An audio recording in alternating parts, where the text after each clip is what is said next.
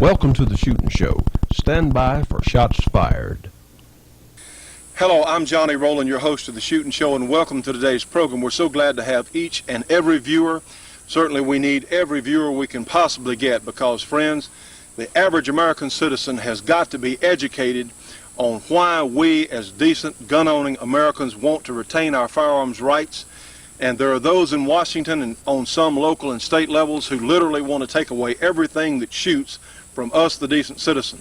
Well, you know, many times you can't reason with these people. When you can't reason with them, you can only do one other thing. They have to be stopped. You can stop them, and doggone it, we're going to do it. We have to in order to preserve our American way of life. Well, let's start today's program.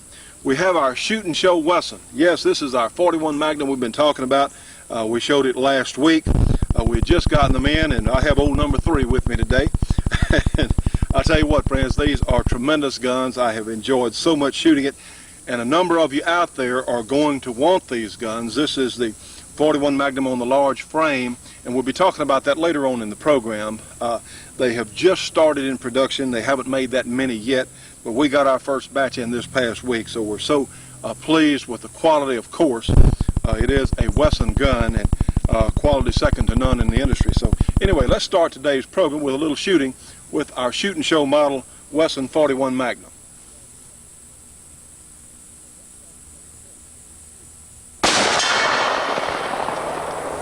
Well, that's one down.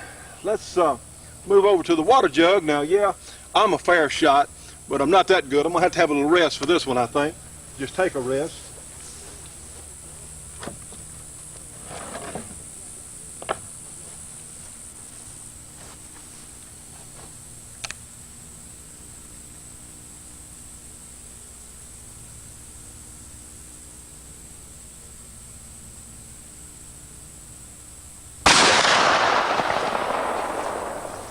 Okay, we're still not talking, certainly not with one of these Wessons, a tremendous degree of difficulty.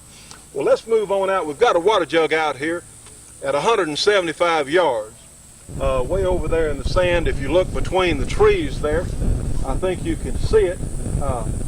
It's in the little sand pile out there. Let's see what I can do with that. Now, for a 4-inch belt gun at 175 yards, we'll just see how it looks.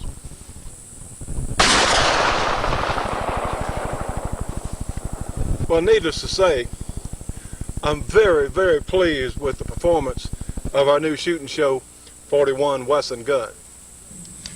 Well, friends, if I appear to be proud of our new Shootin' Show gun, and we'll take a closer look in just a minute, it's understandable because this is one of the finest. In fact, I'm going to go out on a limb here. And I'm going to say that, of course, you've heard me say this before in the program, I think the 41 Magnum is the single best, and when I say best, good for everything, handgun caliber, because the 41 offers substantially more power than a 357 Magnum. It's really, in a gun like this, now this gun is fairly heavy, it weighs 51 ounces, but if you look, heck, it's not much bigger than our Colt government model that most of us are so used to seeing. It does have a lot of weight. The barrel has an underlug there, but it makes the 41 Magnum a very shootable cartridge. Now, honestly, I can't rapid fire a 44 Magnum. That's why in 44 Magnum I'd about as soon have a single action, because I can shoot a single action about as fast as I can a double action revolver in 44 Magnum. But 41 Magnum, and bear in mind we're using full charge loads, see, that's pretty fast. That's about as fast as I can shoot a revolver, and certainly not nearly as fast as, say, someone like the great Jerry Michelik can shoot a revolver.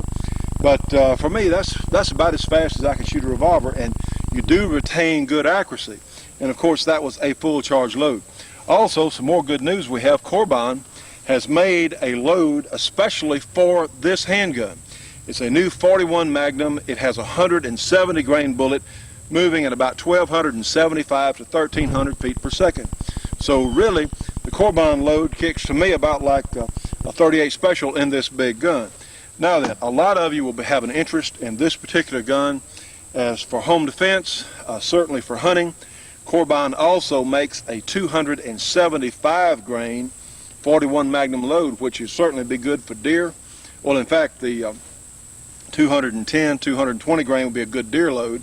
As you can see, heck, the gun will actually, if you can shoot the gun, you can hit targets out here at 175 or so yards, literally, and that's about as far as the 30-30's useful range for most of us anyway. So the cartridge was still, the bullet was still moving fast enough out there at 175 yards to expand and blow that water jug up. Well, you can have the 275 grain Corbin 41 Magnum, which would be suitable for the larger game you're going to hunt with a handgun. So that 275 grain bullet at, say, about 1,300 feet per second is going to be, about as powerful as the top-end 44 Magnum loads. Now, of course, you can get a 44 Magnum that with a 300 grain bullet doing about the same thing, but what I'm saying is the cartridge and gun combination have such a wide range of useful purposes. Now then, for a policeman, I don't know, because it's heavy. It weighs 51 ounces.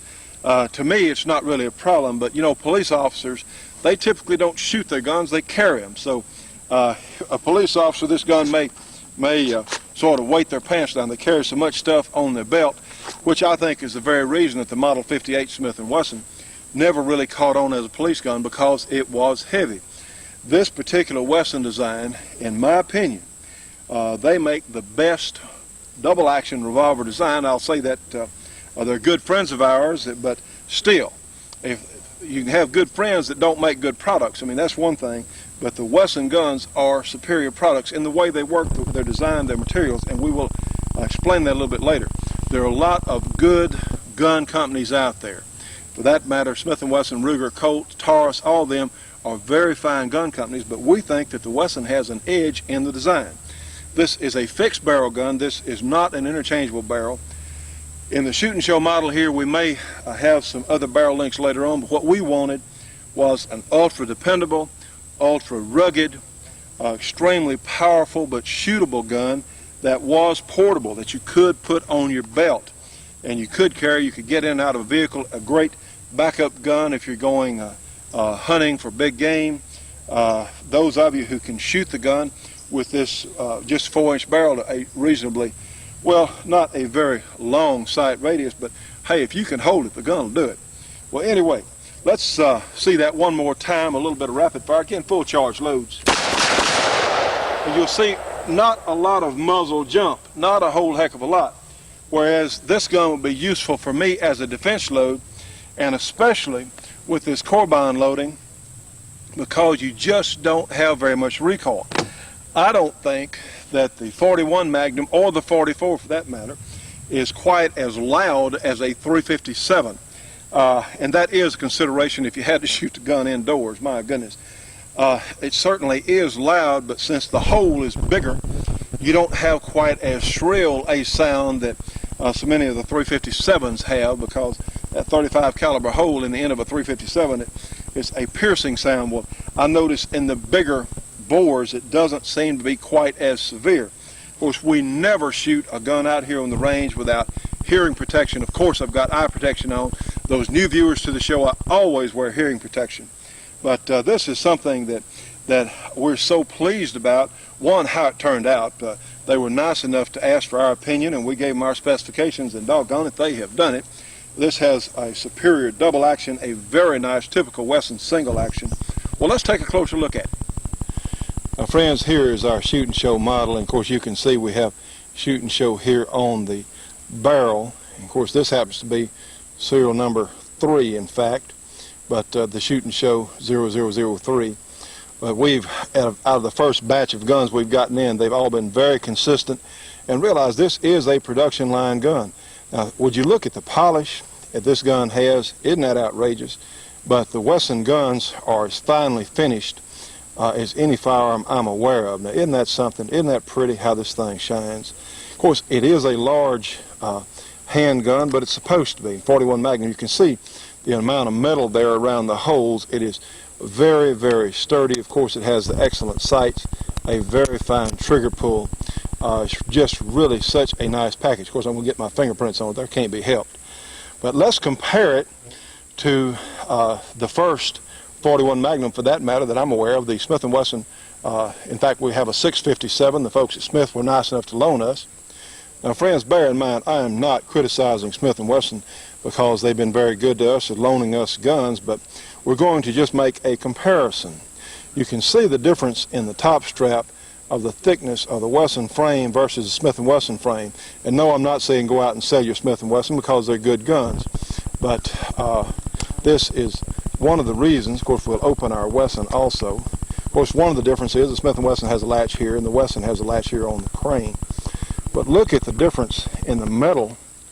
You have a greater thickness there in the Wesson cylinder, where between the outside, the Smith & Wesson has the bolt cut right over the hole, and the Wesson has the bolt cut offset for, again, we're talking strength here. Now then, look at the size of the bolt on the two guns. The Wesson has a large, very large bolt, and hand too for that matter, whereas the Smith & Wesson certainly has a good system, but it's quite a bit smaller. Now the point of this is just to show you there's nothing wrong with this Smith & Wesson, but the Wesson, our shooting show gun, is so heavily built. We call it the Caterpillar version of handguns. Now then, and I'm always talking, and yet look at the size of the hand here, a very large piece there, very strong, large parts. Now one of the advantages that the Wesson design has is right here. There aren't any little dowel pins in the cylinder here that can possibly come out. Now then, friends, looking here in our Smith, see these little pins? Now, most of the manufacturers make revolvers have these little pins. What it does, it lines up your ejector star when it's down in the cylinder. Okay, now that's a good system, but I've had these little jewels in different brands of revolvers. I'm not, like I said, I am not berating Smith & Wesson because these are very fine guns.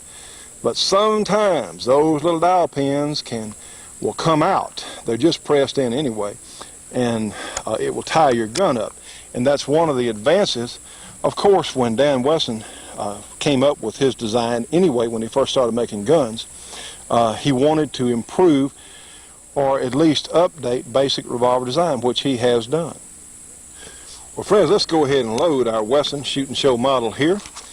We have our HKS speed loader. We just put these in place. Of course, we have 6 of the Corbin new 41 Magnum loads there. And the good news is the HKS speed loaders for the Smith & Wesson 41 Magnum. And as we speak, I think that the Smith & Wesson has stopped making their 41 Magnum. So this Wesson may be the only game in town for a while. I don't know if Ruger is still making theirs or not. Anyway, friends, let's take a shot with it. We have our water bottle out here at about 25 or so yards, and let's look down those sights and bring them right in line and see what happens. Yes, indeed. Very easy to hit with. You know, friends, it's rare in any field of manufacture that one particular company has a clear-cut advantage over the others.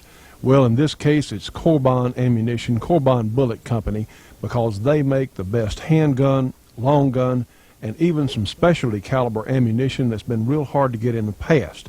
If you really want your handgun or rifle to perform at their absolute best, you need to find some Corbin ammunition. For information on where you can get Corbin, information on their product line, call them. Corbin Bullet Company, 1-800-626-7266. Again, give them a call. It's a free call, 1-800-626-7266. Trust me on this one. Corbin is the best there is. The Shootin' Show will be right back after this break for your local cable company or TV station.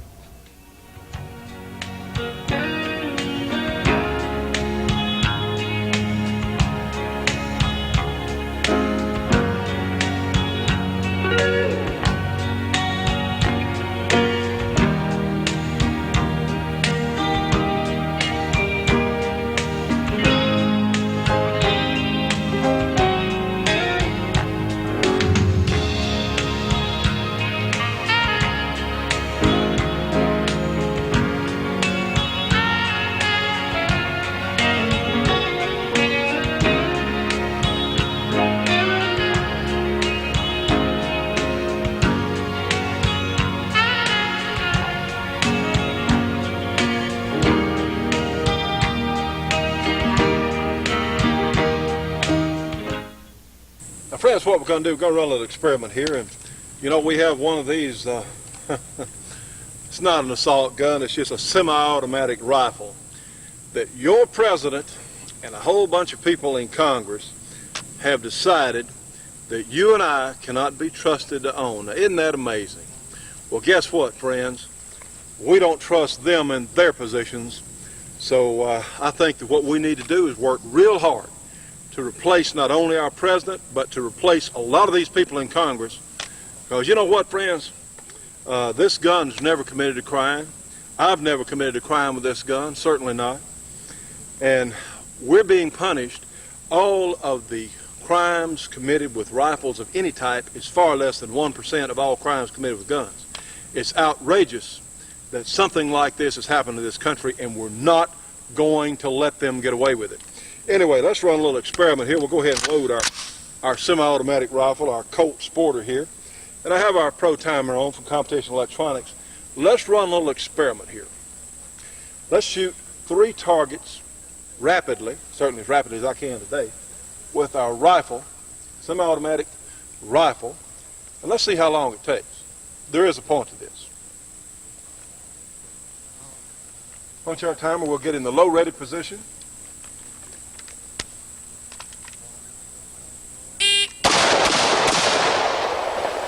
Okay, 1.35 seconds, and yes, I did apply that safety. In fact, we'll go ahead and unload it.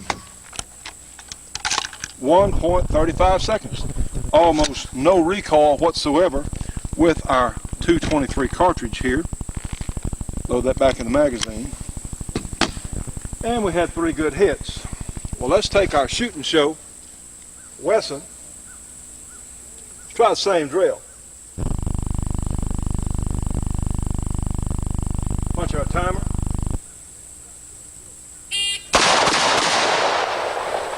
Okay.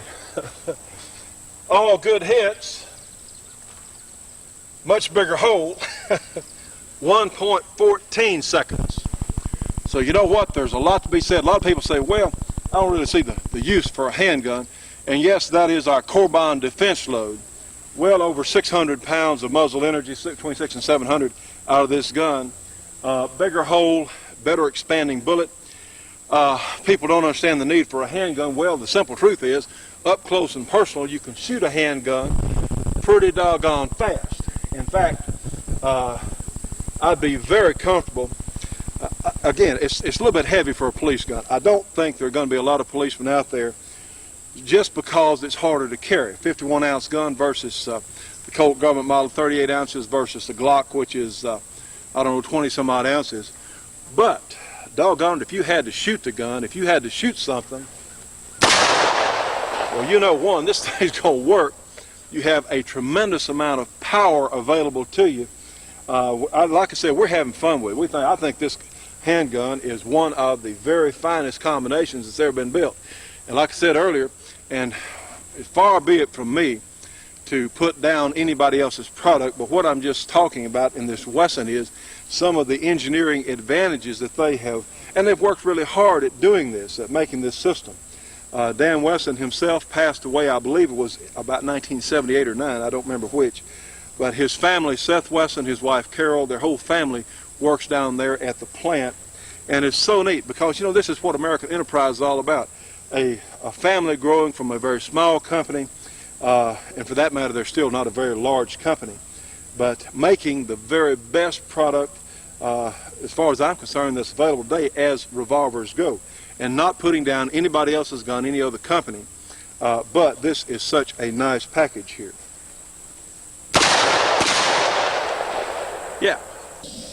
Well, friends, between the crickets and the jet airplanes flying overhead, we got a little background music here, don't we? Anyway, we're going to be at the Soldier Fortune Convention next week, and depending on when you see this, the week we'll be there from the 14th through the 18th of this month.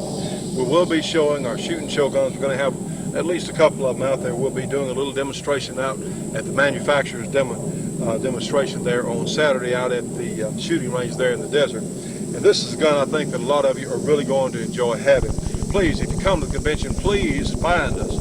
We're going to have a booth there, and it's such a great event. We're going to have 10,000 people there that feel just like you and I do about most things.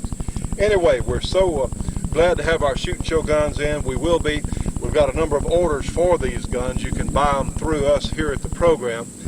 Those Shootin' Show Gun Club members are going to get a special discount on these guns. Those with FFLs who are Shootin' Show Gun Club members will get somewhat of a discount there. They've just gone into production and we've only gotten a few in. We certainly don't have enough to fill all the orders we've got for them, but let's hope that we can get a good number of these made. I sincerely hope so. People at Western have been so nice about this. So anyway, our Shootin' Show, hey, our Shootin' Show gun, the 41 Magnum revolver.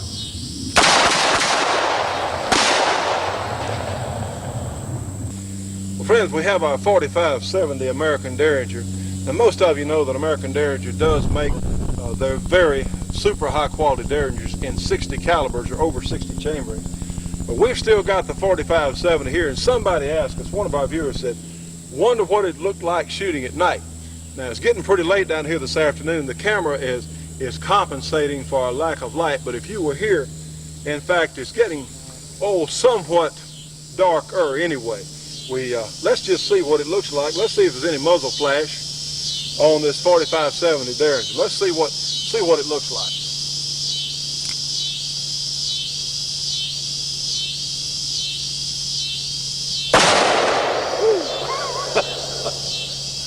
Yeah, definitely gets your attention. The good news is almost all their other chamberings are not this powerful, but certainly this is a great conversation piece and a good gun to have with you.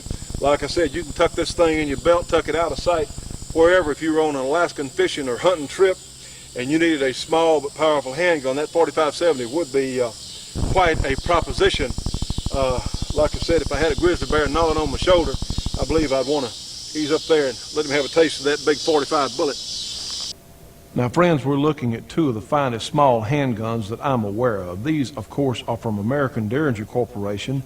On your left, you have the Model 1, which is available in over 50 chamberings, and on the right is their double action Derringer, which is very similar to the old high standard design, except it's been modernized. This particular one is in the 38 special chambering.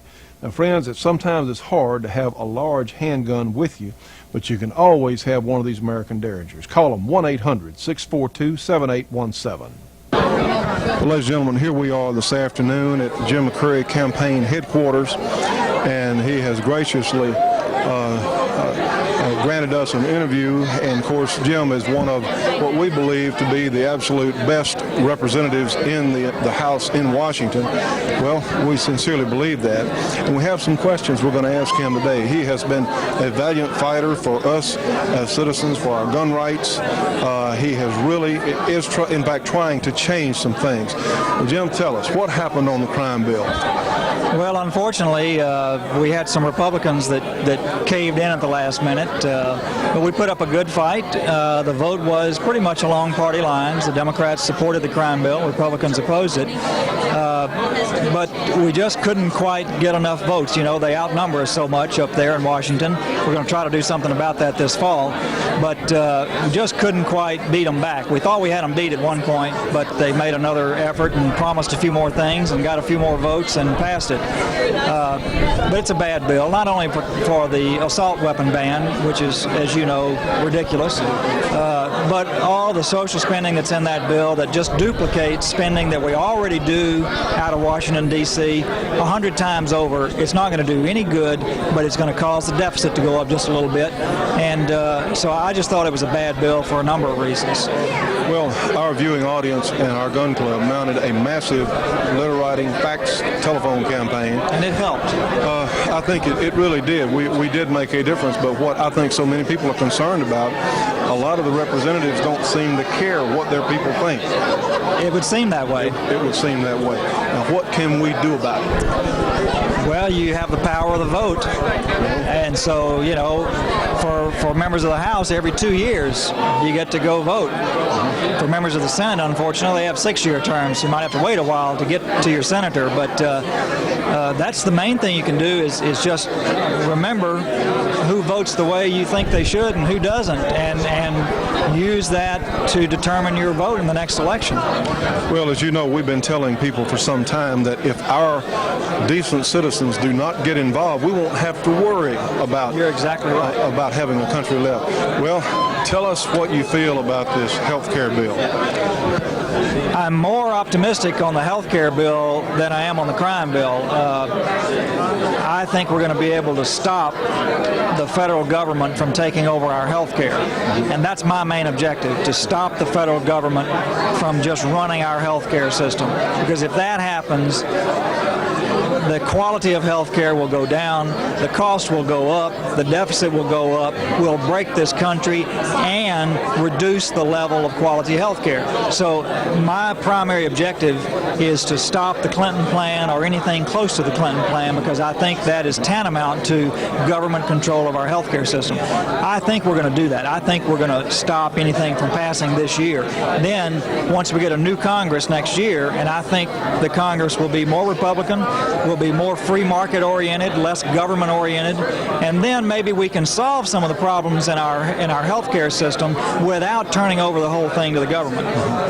Well, us as gun owners and shooters are really concerned because I understand there's an amendment there that puts a ridiculous tax on ammunition, something like 10,000%.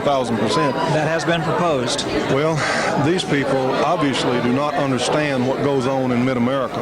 And personally, I think you probably agree that some of these folks in Washington need the opportunity to come home and go back to work. I think you're exactly right. What about term limits? I'm for term limits for some of the reasons you've already stated. But I think what I've seen just in the short time I've been in Washington is that with people who are there for 20, 30 years, they come to think of that position as their position and not the people's position.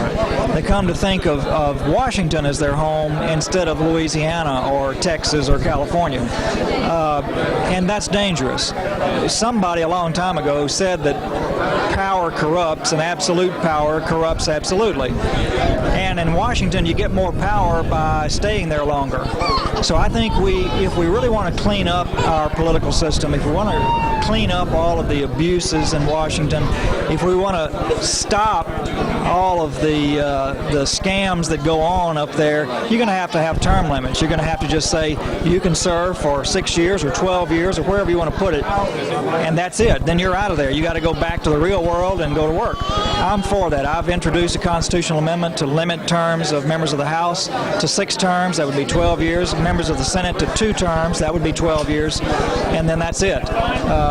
I'm also co-sponsoring Bill McCollum's bill that does the same thing, and that bill is being used as the primary vehicle to try to achieve term limits. And we have now over 100 co-sponsors in the House on that bill. That's more than we've ever had before. But we got a long way to go. We got to get 218 for a majority. Is there something that people can do at the state level? Sure. They can write their congressman, call them, and tell them, look, I love you to death, but I think we ought to have term limits. Well, this certainly could be an advantageous point on some people who are running for election, right? Yes. They would come out for it. And I think there are a lot of candidates around the country who are pledging to support term limits in this election. And I think next year in the new Congress, we're going to have probably 40 or 50 new co-sponsors of our term limit bill. Well, some of us out there who are wondering, we're not down here to promote the Republican Party per se, no, but by and large, well, you are certainly, but the Republicans have been much more conservative as a group. No question about it. In Washington, in North Louisiana, where I live, there's not much difference between Republicans and Democrats. We just kind of vote for the best person. But in Washington, there is a distinct difference in philosophy between Republicans and Democrats. And I can't overemphasize that if you want smaller government, not bigger, if you want lower taxes, not higher, if you think the government is too big and spends too much, you better elect some more Republicans to the Congress of the United States. Well, what are the chances of us getting some of this crime bill repealed? Well, Or start? We're going to have to elect a lot of new folks next time. It's possible. And, you know, there's some things we ought to add to the crime bill that weren't in there, like habeas corpus reform, to limit the number of appeals that convicted criminals can get.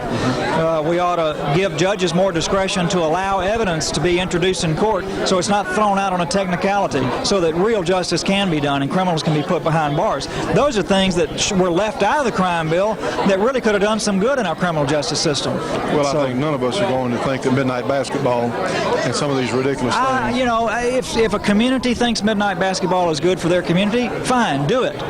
But don't have your tax dollars paying for it out of Washington. Exactly. Well, do it as a community service, but don't look for Washington, D.C. to send you money to do that. That's crazy. Well, that's the federal government. Why are these kids out anyway at midnight? Well, who's responsible? Who's raising the children? That's a question that we have. Because, you know, as we've often said on our program, if we lose our Second Amendment, all the other amendments don't count, because we're literally going to lose our chance to have any control whatsoever. That's always a threat that's in the background. Yep, and that helps to preserve the separation between the civilian authorities and the military. And every country that has not allowed its citizens to protect themselves has had a problem with the military trying to assume too much control. So I think it is important that we maintain the Second Amendment. Well, friends, we appreciate so much Jim McCray. If you're in Louisiana, this part certainly in his district, this is certainly my vote and everyone on our staff. Thanks. And we encourage you to go down to the polls. If you're not registered, if you're a hunter, if you care about what happens to the country, well, Jim is definitely our man from here. And he can serve as an example to a lot of, I think he'd be a good measuring stick for a lot of other areas of the country, because if you have someone running for the House of Representatives who does not say these same things, well, you need to give them a hard look, and you better find a candidate who does. That's right. Because, friends, we don't know, as a free republic, we honestly cannot continue to be a free country with the line that we're taking now. I agree. Well, Jim, thank you so much. We wish you all luck in the world. Hey, we're with you. Thanks. Appreciate it. The Shootin' Show will be right back after this break for your local cable company or TV station.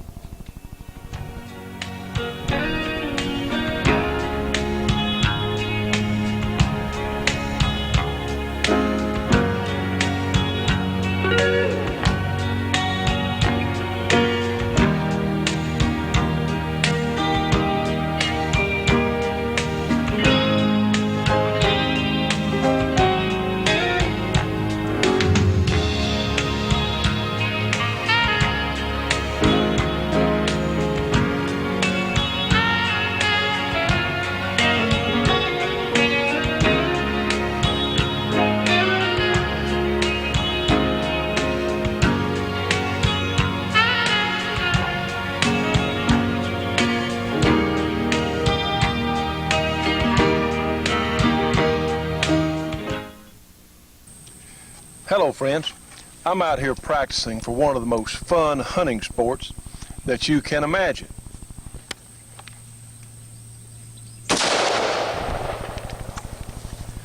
You can use a variety of action types.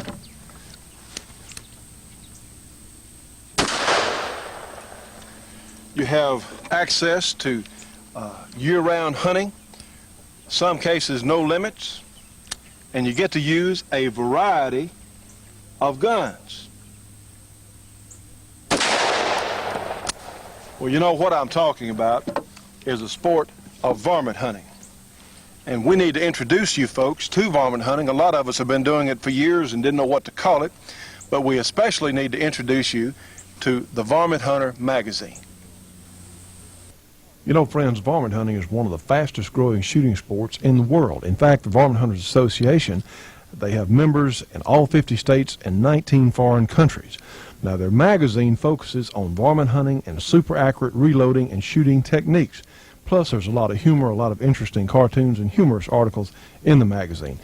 Incidentally, the magazine is large, it's very high quality, and something I think you're really going to enjoy reading, and it's published quarterly. It's only $24 for an associate membership in the Varmint Hunters Association. And look, for information, now you ought to do this. If you're a dedicated shooter, this is something I think you're really going to enjoy. For information on the Varmint Hunter magazine and the Varmint Hunters Association, call them at 1-800 1-800-528-4868. Again, 1-800-528-4868. Be sure and tell them you saw it on the Shootin' Show. Friends, you can communicate with the Shootin' Show on CompuServe now. Our number is 735-42-3024. Again, 735-42-3024. And to join our Shootin' Show Gun Club, call us at 1-800-895-7916. We take Visa, MasterCard, check, money order, whatever you got. Join today, friends. We need to reach as many people as we can. Well, it's getting on over in the afternoon here. We got a few thunderstorms around. I see some thunderheads. Still a great day to be out shooting. Let's take a look at a couple of guns today that look very similar. One is the Ruger Vaquero, and in my right hand here, on your left for that matter, we have an original Colt single-action Army. Now this is an old pre-1900 gun. It has the black powder frame. We'll look at that a little bit closer, but the Ruger essentially is the single-action Army on steroids. It's been somewhat updated. You're safe in carrying the Ruger with 6 rounds loaded because you have a transfer bar safety. These old Colts and all Colt copies, which would get the Uverti guns, which you get the Army San Marco guns from EMF, all the Colt copies that are made like this single-action Army Colt should only be carried with 5 rounds chambered. Now then, that hammer needs to be down over an empty hole in that cylinder. I cannot stress this enough because you have a safety notch, you want to call it that, just to prevent the gun from inadvertently going off if your thumb slipped while you were cocking it. Yeah, those crickets going crazy over there, aren't they? I got them trained. I can shoot. Doesn't bother them any. Anyway, that is such an important consideration because realize that metals in these old guns were not too terrific at that time anyway, and you had a little notch there on the hammer, and if your hammer was down over a live round and it failed or got bumped, that notch would oftentimes break, and of course if it does, then the gun is going to go off. So these should only be carried with 5 rounds in the cylinder. Now then, the early model Ruger single actions, the early model, and of course this is a new model Black Hawk, essentially the Vaquero is, and it of course was changed, I believe, in 1973. I think so, along about there when they put the transfer bar safety on. The old model Rugers, the 3-screw Rugers, which look a little different from this, should also only be carried with 5 rounds in the cylinder. Again, that an empty chamber under that hammer, because also let me mention that Ruger will convert your old model. If you do have one of their first guns, one of the old model single actions, they will convert it to a transfer bar type mechanism, a safety type mechanism at no charge, and they'll even let you keep your old parts and they'll send them back to you so you can have your gun for collectible purposes reconfigured to the original type anyway. Well, let's take a closer look. Essentially, the best way I can describe the Vaquero, and we have road tested a Vaquero earlier on our program some time ago, and this one is very similar, consistent to the first one we had. The best way I could put it is a single-action Army updated and on steroids. Well, let's take a look. Now, friends, you can see this old Colt has been re-blued. It originally had a color case-hardened frame, I suppose, years past. The Ruger has a finish. Now, it is not color case hardening. It is a special finish that looks like case hardening. In fact, it's real pretty. Now then, the way you load the Ruger, you'll flip out the loading gate like so, and that releases the cylinder for it to turn. Now then, the Colt has a different system. You have to put the gun on half cock. Of course, the half cock is missing on this old gun. This is not a shooter, in fact. And on half cock there, roughly, for the cylinder to turn on it. Now, one of the ways you can recognize a black powder Colt, you'll have this little screw here that will hold the base pin in, whereas the newer model Colts will have a spring-loaded pin like this Ruger here that will hold the cylinder pin in place. Now, let's take a look at them. The sighting arrangement, of course, Ruger intended to pretty much emulate the looks of the Colt single-action Army, but see the difference? The Ruger is just heavier and bigger. Looking from the rear here, see, it's just, the Ruger in my right hand here is just an enlargement, pretty much, of the Colt single-action Army. Now then, friends, look at the cylinder of the Ruger versus the cylinder there of the Colt. The Ruger is just bigger with much more metal between the cylinder, the walls there in the cylinder. They're very similar as far as their method of operation, but there's just no contest. Now this is, of course, an old black powder gun, but notice how the bolt cut, the thing that locks the cylinder in place, is right over that cartridge case. Now friends, underneath that metal wall there is just paper thin. With black powder pressures or standard 45 Colt pressures, that's really not a problem.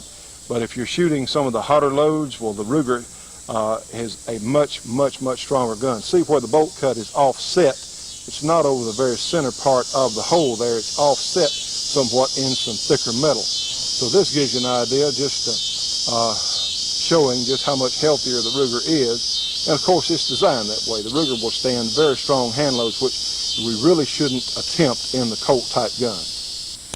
Now friends, one of the mistakes that the owner of this gun had, and I'm sure they probably weren't aware of this, they had this old gun re-blued.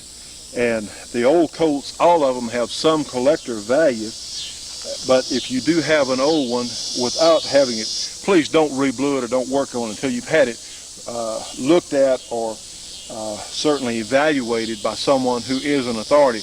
And there are a lot of people who collect old Colts. This is definitely not a shooter.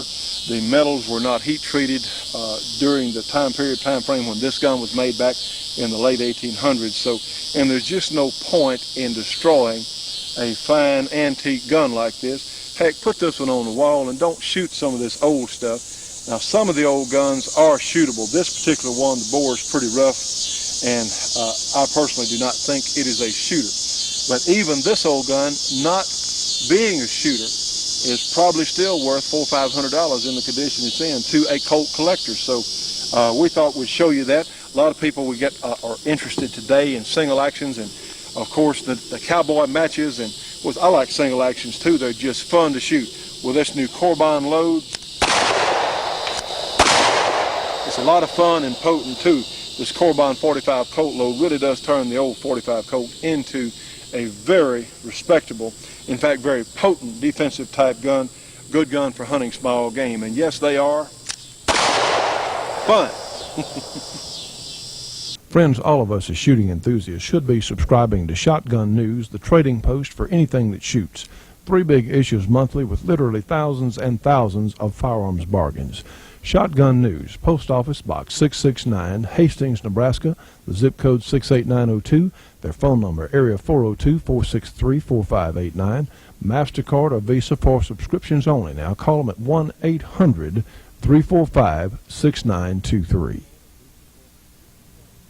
We knew we had to do something about our driveway, but conventional brick was just out of the question. Then our neighbor told us about faux brick, a new process that's being used all over the world. The representatives for faux brick are very nice and very professional. They showed us how easy and efficient faux brick is. The entire process takes less than a day. The cost is less expensive than conventional brick, and it lasts much longer. We did something about our driveway. We did the right thing. Faux brick.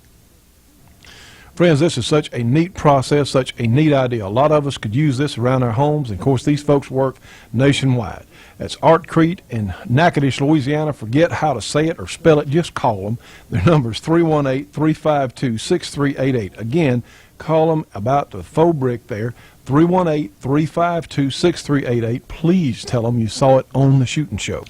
You know, friends, this Colt 45 or something equivalent, I think, is extremely important for self-defense. But let me tell you about another kind of defense. How about mental defense? We need to know what's going on in this country, and trust me on this one, there is no better publication to do that than the New American Magazine. It comes every 2 weeks, twice monthly, and of course they cover subjects that we need to know about. They cover all sorts of issues, from the gun issues to what's going on in Congress to all sorts of news items from all around this country and around the world for that matter. Things that are absolutely essential to us as conservative, gun-owning Americans. We need to know this. This is a tremendous bargain. It's $22 for a 6-month subscription. And I'll tell you what, friends, you'll read the New American, and you're going to get angry, you're going to get mad, but you'll also find out what you need to do. You're going to find out facts that you will not find in any other organized news media publication. But trust me on this one, These people, we know them, and if they say it, you can take it to the bank. It is, in fact, true. And that brings up their 800 number. You can get the New American by calling 1-800-727-TRUE, TRUE. And those numbers, of course, are 1-800-727-8783. The New American, $22 for a 6-month subscription. It comes twice a month. Friends, you need this magazine if you want to know what's going on. And in times like this, we need both of these. We need our guns, and we darn sure need our information. The Shootin' Show will be right back after this break for your local cable company or TV station.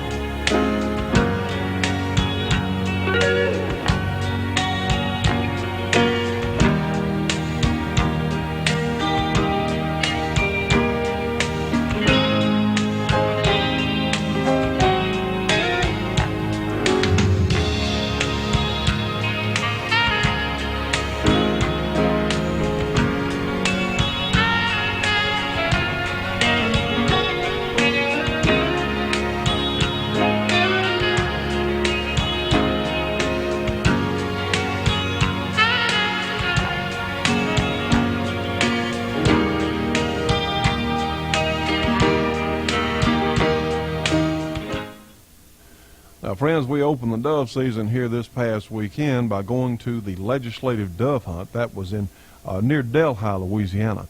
And what made this situation unique, you had primarily lawmakers. And we visited with our good friend Roy Brunn, who tells us of what this is about. Well, friends, we're standing here with our good friend Roy Brunn, who has been such a tremendous friend of this program, this project. And Roy, tell us a little bit. Now, of course, you are well informed about what's going on here today. What is essentially the event? Well, this is the annual Louisiana Legislative Dove Hunt, and it's a very important event. Of course, the legislators have a lot of fun out here too, but what it does is bring together the folks in the Louisiana legislature that supporters of hunting and supporters of private ownership of firearms get together and socialize. You know, the problem that a lot of legislators have, in my opinion, is they forget where they came from, they forget the people that elected them, and these kind of things help remind people, you know what. Well, that's a good point. You know, the legislators are out of their suits here today. They're just being regular, normal people, and I think that's a good, awfully good point, that this is a sort of get back to reality. That's right, and it's important it does that, and it's very supportive for the local area, and like I said, the kids come. Well, I see one of yours here. Yeah, this is Blaine. And he looks like he's having a nice time, I think. Oh, he is. He's having a ball. Well, we have seen several families out here today, and of course, really, if some doves are shot, well, that's one thing, but mostly I think the most good's going to be from the socializing and get-together itself for what it means to the citizens, I suppose. Thanks a lot. Appreciate it. Well, sir, it's nice to see you today. Of course, you and I have both been busy since our last meeting. I'll tell you what, now, folks, we've gotten a few of our Shootin' Show lessons in, and we're going to be ordering more, so bear with us on this. We're going to get them out as quickly as we can, certainly. Well, Judge, I know you've got some information today. Let's tell them about our Thursday night broadcast. We'll be moving on the 15th again on Thursday night. Trust me, this is not nearly as irritating to you as it is to us, but next Thursday night, from the time our Thursday night audience is seeing this, September 15, will be on Telstar 302, Channel 19. This will not affect the outdoor channel viewers, but for those TV stations and cable companies taping our show off our Thursday night satellite broadcast, on the 15th of September, again, Telstar 302, Channel 19. Doesn't this transponder 10V have something to do with that? Well, sir, beats the heck out of me. Transponder 10 vertical, but Channel 19, and I think those folks with the TV stations will understand that. All right, sir, what do you have for us today? Well, not very much, Johnny. Last week, I had left this in the automobile. This is the report of the Subcommittee on the Constitution, the Committee on the Judiciary of the United States Senate. This has been out of print for a long time, and one of our viewers managed to get hold of a copy of it and has reproduced it. It's about 180 and 90 pages, a little over 190 pages. Tremendous amount of work, obviously. And it's on 24-pound paper, printed on both sides, bound. And he's asking $20 for them, which will include postage. His name is M.E. Schwanbeck, Schwanbeck. Now here's his address. HC 32, Box 16. HC has got something to do with the route they're on. I don't know what it is. This is Arkansas, you know, and everything's different in Arkansas. Marcella, M-A-R-C-E-L-L-A, Marcella, Arkansas, 72555. That's Mr. Schwanbeck. Mr. Schwanbeck reproduced this thing, and he says it's actually cost him $21 when he's through with it, including postage, and he's going to absorb $1 of it. And this report, which gives a complete history of the right to keep and bear arms and supports our positions in this thing completely. Mm-hmm. And it was done by the Subcommittee on the Constitution of the United States Senate. I told Mr. Schwanbeck that I would give him a boost on this program. Well, he obviously put a tremendous amount of work in it, and this is something that if you have a question about where the right for us to have guns came from, well, this will pretty much document it, won't it, Judge? It thoroughly documents it. Incidentally, if Mr. Schwanbeck is watching this, I wish he'd send me the disc on it. He said he would send me the disc as well, and I haven't had time to call him or telephone him. Well, we had an awfully good interview this week, of course, on today's program with Jim McCrary, and literally we've got to start in on our congressman. This is not too early to start talking about the elections. Well, the elections are coming up pretty soon in Louisiana. They're coming up in October, and we'll have certainly elections in November. In the early part of November. It is most essential that you get yourself registered to vote. Registered to vote. And invariably they have elections on the opening day of dove season or deer season or something. Give up your hunting for one day. Get out and vote. Well, some of these people who literally sold us out in this crime bill legislation, hey, we need to take them out of office. We need to bring them home, put them back to work, let them see how the real people live. We need to take them out of their positions, and you know, when someone goes into office and they lie and they say what they're going to do, if they don't do it, let's send them to the House. Well, you know, I said 2 weeks ago that I was mad. I'm still mad. I'm discouraged. But I believe that if we can get one of the two houses of Congress dominated by and controlled by the Republicans, who can stop all this stuff on guns. We've just got to do something about it. And let's look at it. The Democrats, and we've got some good Democrats in Louisiana. There were 6 out of the 7 representatives voted against the crime bill. One of them voted against it for the wrong reasons, but that's okay. He voted against it. The 3 Republicans, I think, that we have, all voted against it. The Republican Party, the Republican members of Congress, voted by and large about 80% against the crime bill. And you can't put it on the Republicans who haven't done it, because they voted about 80% against the crime bill, and the Democrats voted about 80% in favor of the crime bill. So there is a difference between the parties. Unfortunately, they're liberals or whatever you want to call them. Nazi socialists. Right, that's the word I want. Nazi socialists. Let's call them what they are. They're in both parties, but nevertheless, in the Republican Party, they constitute a minority. Well, Johnny, what was your page? Well, we're still working on a firm satellite date, and that's in fact what it was.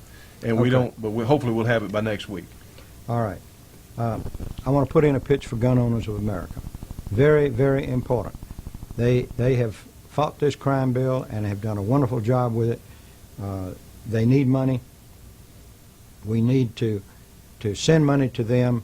Forget about sending to the Christmas Club here at the Shootin' Show, send it to Gun Owners of America. If you have any problems with it, send it to us. We'll get it on to Gun Owners of America. They're a fine outfit. They are doing a wonderful job in fighting the other legislation, including the health care bill that has a prohibitive tax on ammunition. Making a $15 box of ammunition costs about $1,500. That's right. Friends, it's there. What we talked to Jim about earlier. Go ahead. I'm also disturbed greatly about a document here you gave me about somebody that has seen numerous Soviet vehicles in southeast and southern Mississippi and Louisiana, and what they have seen down there. We don't have any tape confirmations or photographs of it yet, but as soon as we get it, we will let you know. We will put it on the program. I don't know what they're doing in the United States. They have no business in the United States, but that's the way it goes. Maybe they're... Well, by something else we might mention, if you're against the invasion of Haiti, what national business is it of ours to invade Haiti? Please write your congressman or your senator and tell them we don't need to lose one American life. That's how goofy these people in Washington are. Going to go down there and bully some people in Haiti. I really don't think that's our business. But friends, that's another point that we don't need to lose one drop of American blood on the soil of Haiti. Do you agree with that? I thoroughly agree with that. It's outrageous. Absolutely. Friends, join our Shootin' Show Gun Club today. We need everyone who can possibly help us. Look forward to seeing you at the Soldier Fortune Convention next week. In fact, it's coming up. Of course, we'll be out there. We're going to go ahead and tape next week's program this week, so we will be in place. And don't forget to register to vote, and then go and vote. It's up to you. You can do it. But the trouble is that a lot of these people that vote against us say, well, these gun owners, these gun nuts, don't bother to register to vote, and they don't bother to vote when they're registered. So you can do it. And remember, it does matter how you vote. Don't tell me that it's a case of just vote, doesn't make any difference how you vote. It makes a difference. It makes a big difference.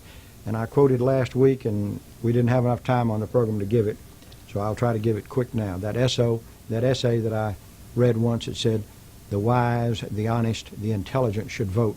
And if you are none of these, then for the love of your country, stay away from the polls.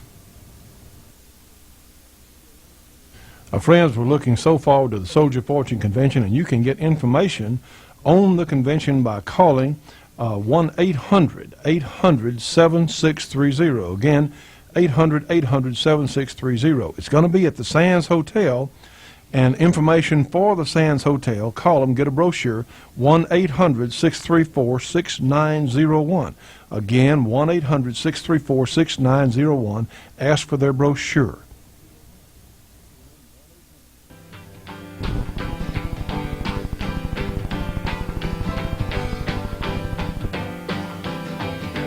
Well, friends, it's happened again. We've run out of time for today's program. From Kurt, the judge, myself, we want to thank everyone for being with us for today's program, and we look forward to seeing you on the next Shootin' Show.